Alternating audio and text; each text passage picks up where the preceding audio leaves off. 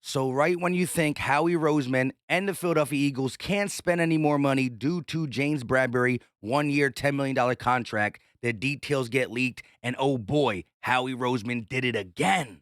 This is Philly Talk with Philly Mike. Talking sixes in the bird gang, that's our life. Competition, we ain't scared, yeah, that's what we like. Win or lose, you know we showing up and we gon' fight. You see, we strive for the sky every day that go by. And every single week we screaming fly, Eagles fly. This is Philly Talk with Philly Mike, yeah. This is Philly Talk with Philly Mike, yeah. What is going on, everybody? I go by Philly Mike, and this is the Philly Talk Podcast. And today, we got to talk about the details surrounding James Bradberry contract. Howie Roseman done it again. Now, there's some voidable years, and we'll go over what that actually means if you don't know. But Howie Roseman is a genius, and we have about $8.5 million left due to this contract, and it leaves the door open for another signing or a guy like Jessie Bates, because Howie Roseman can get it done. Not saying it will be done, and we'll go over yesterday's message from Jessie Bates where he liked not just a post about the Eagles, but an old one. What does all that mean? But before we get into it, help your boy out and hit that like button. Subscribe if you are new and ding that notification bell so you know when these videos drop. Field Yates reports, in typical Eagles form, James Bradberry's deal includes 4 voidable years. 4? You're like, what? Why would we do this? Let's check it out. Signing bonus, $6.215 million. Base salary, $1.035 million. Incentives, up to $2.5 million. Bradberry carries a cap charge of just $2.278 million for 2022 via this deal. And again, say he's only on the team for 1 year. Now, if he proves to be what we think he is alongside of Darius Slay, we can extend him. Then the voided years get switched around, this, that, and the third, and we'll have to go over the numbers again. But just say we only keep him for 1 year. That means we will be paying him all the way up to 2026. And you're like, what? Dead money? That's why we can't get out of it. Well, Harry Roseman is smart.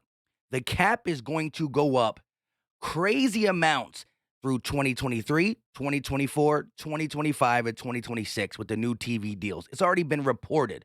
With that being said, let's just say he gets the incentives, which means he's somewhat of a Pro Bowl cornerback this season. What does that mean? $10 million. If $2 million is being hit to the cap this year, that means $8 million has to be spread for 4 more years. 4 years, $8 million. Do the math. 8 divided by 4 equals 2. So you're talking about, in the grand scheme of things, if the cap goes up another 10 million, another 15 million, if we're talking about, through 3 years, $60 to $70 million raised in cap, $50 million raised in cap. What does a $2 million dead cap per year matter when we're going to have guys like Malik Jackson and Alshon Jeffrey and all these guys come off the books very, very soon? It doesn't matter. You're talking about a guy who can keep you or put you in contention, right? Keep this football team growing as we have draft picks to keep this team relatively cheap. Why not do it? I understand kicking the can down the road can come back to bite you, but not if you do it with the intentions of the caps going up and all this stuff. You're talking about, if he only plays 1 year, $8 million being paid over a span of 4 years. That means 2023, okay, $2 million off the cap. 2024, okay, $2 million off the cap. We're talking about $2 million in the grand scheme of each year the cap's going to go up probably 10 to 15 million. And when it takes that big TV jump, who knows what it can go up. That is a beautiful deal. $2.278 million for 2022. And if he plays good, then we restructure him. I think he's going to play good. He's only 28 years old. Stop acting like he's over the hill. Oh, man, I need help. I can help you guys for 1 year. No, I think it's going to be a lot better. Now, let's get to the Jessie Bates thing. Boom. And why it's important that he liked a picture of the Eagles offense back on 4/28. He didn't like it on 4/28. He recently liked it. But did he search for an old picture to make a statement, to raise eyes? We all know he's frustrated with the Cincinnati Bengals. We also know that a D tackle that we have signed, not nobody special, I forgot his name. If you know in the comment section, let me know. He tweeted out, while he's on the Eagles, Jessie Bates with the eye emojis. Like, come on, come to Philly. So there's a lot of things linking him here And with $8.5 million, could we give him a 3-year bloody boo blah dollar deal where it looks like he's getting the 13 or 12 million he wants per year, but the cap hit this year is 6, and then we go ahead and flex it out? I can't understand. I don't know exactly how he would do, but he'll do something if it's the right move. You're talking about a guy who will grow with this defense, right? Jordan Davis, N'Kobe Dean, um, Avante Maddox, Josh Sweat, guys who are going to grow. You would have a safety that grows with them. I'm just saying. And if you don't use it on a safety, I like Marcus Epps, and we're going to get into him a little bit. But before we get into Marcus Epps, I just want to show you guys tonight at 8:30, we will have a collab. I wanted to get more people. We all try to get more people, but we can only do so many. But this is going to be a big one. 500. Yours truly, LB, Philly Fresh, Gate City, Joe Castro, and Simone with the sports. We will be live. So listen, this video will come out first, and then the live stream will be posted up. Make sure you go to that live stream and hit that reminder. 8:30 tonight for about an hour, hour and a half. It's going to be big time, big time, big time. Make sure you come through and show love. Now, back to the Bates thing one more time. I'm not saying the 8.5 has to go to him. Maybe we save it in case an injury happens or we lose somebody. Or maybe we want to touch on the pass rush, right? Jadeveon Clowney's still out there. Maybe we can use an edge rusher. I don't know. But it's good to know that Howie Roseman has flexibility and he's still looking to make this team. Now, speaking of Epps, I posted this yesterday, and I said Marcus Epps, a breakout season. Not yesterday, the day before, but it hasn't hit a full 24 hours for day 2. That's why Twitter doesn't say that. And the reason I'm showing you it is because 674 people liked it. And so I believe that a lot of people feel that Marcus Epps can do it if we don't go out there and get Jessie Bates, right? Let's not forget Chuck Clark is an option too.